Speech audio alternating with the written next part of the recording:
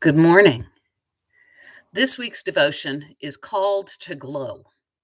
Next Sunday is Transfiguration Sunday, where we remember the disciples saw Jesus transfigured on the mountaintop. Jesus was glowing with the glory of God.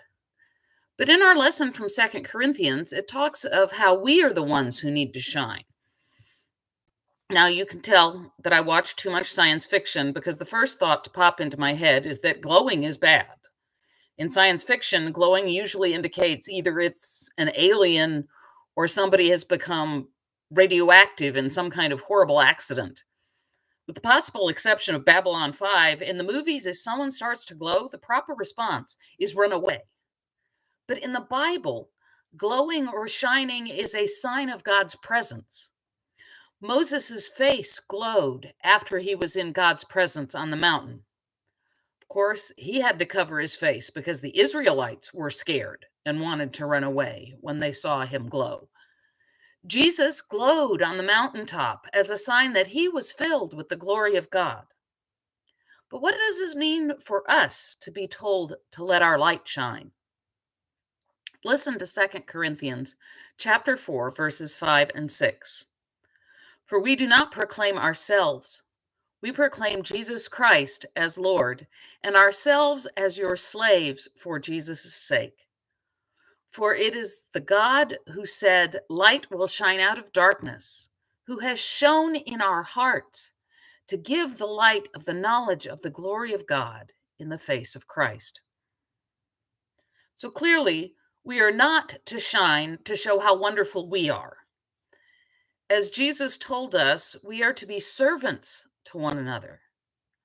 We are not in this for our own glory. The light that will shine in the darkness is Jesus. We find the light of God in the glory of Christ, just like the disciples did up on the mountain. And that light has been shown in our hearts. So, we don't shine our own light. We reflect the light of Christ that is in us. We don't do that by proving how superior we are as Christians.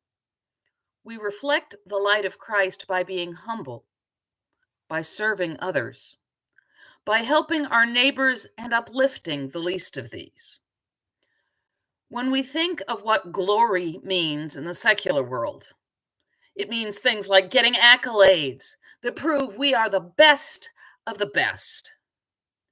We realize just how upside down this way is from God's way.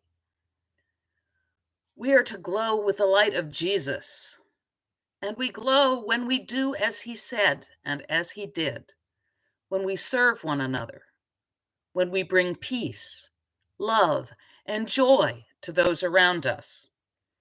I think that this light is desperately needed in our me first culture.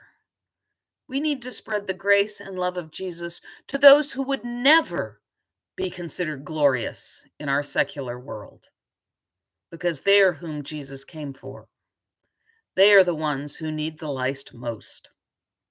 So go out and shine. Have a blessed week.